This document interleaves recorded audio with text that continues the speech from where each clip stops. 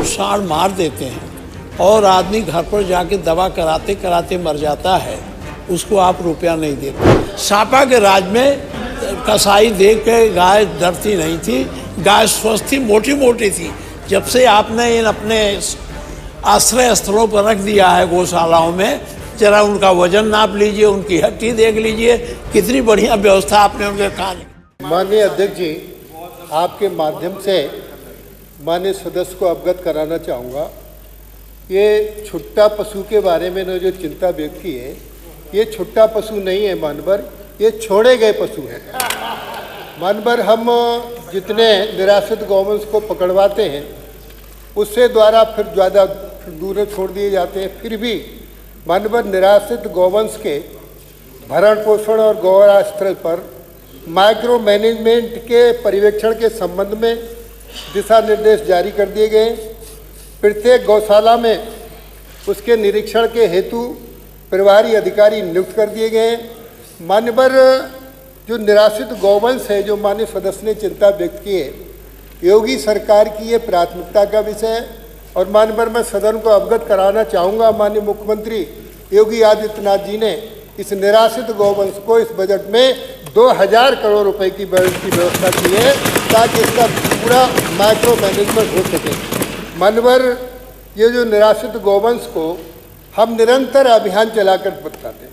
माननीय सदस्य ने जो चिंता की, मान्यवर हम कहेंगे तो आपको थोड़ा खराब सा लगेगा।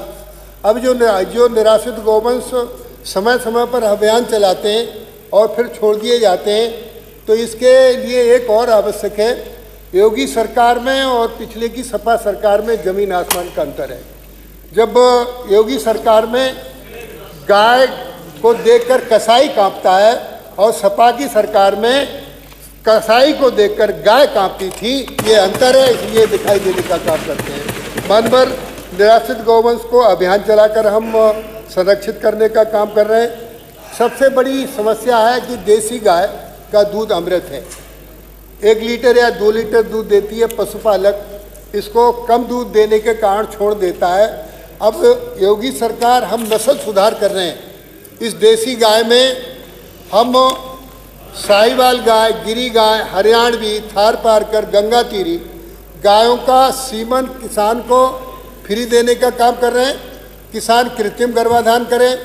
और मानवर जो 300 रुपये का सेक्स सीमन की एक बायल मिलती थी, इसको अब 100 रुपये का कर दिया है। तो देसी गाय की नस्ल सुधार का पूरा प्रबंध योगी सरकार कर रही है। दूसरा, बधियाकरण पर भी हम पूरी तरीके से प्राथमिकता से जो छोटा बछड़ा होगा उसका अभियान चलाकर उसको बधियाकरण भी कराने का काम कर रहे हैं। साथ ही साथ अभी जो मरण पोषण और उसकी स्वास्थ्य की बात आई है, उत्तर प्रदेश में योगी सरकार में पशुओं की दवाओं की कोई कमी नहीं है। हम अभियान चलाकर टीकाकरण कराते हैं, दवाइयों का प्रबंध कराते हैं, कहीं कोई किसी तरीके की कठिनाई नहीं है। और इसके भरण पोषण के अलावा फिर भी हम जो चरागाह की भूमियां थी उनको कब्जा मुक्त कराकर चारा बुवाने का भी काम माननीय अध्यक्ष जी कराया जा रहा है।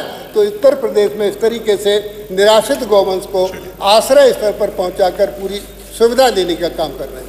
प्रश्नकाल समाप्त। उत्तर प्रदेश विधानसभा के एक सवाल माननीय अध्यक्ष जी, आपके माध्यम से माननीय मंत्री से जानना चाहता हूं। प्रश्नकाल समाप्त हो गया। आपने कहा कि माननीय नेता प्रतिपक्ष गौवंशों से गौवंश जिसको मार देते हैं, साड़ मार देते हैं, मर जाते हैं, उनको हम रुपया देते हैं।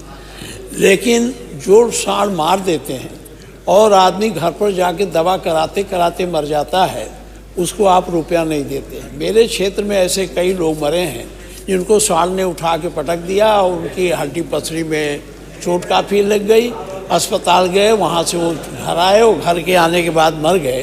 तो उनको आप नहीं देते हैं। क्या इस पर विचार करेंगे कि जो पशु मारते हैं, बाद में लोग मरते हैं, उनको भी आप देंगे?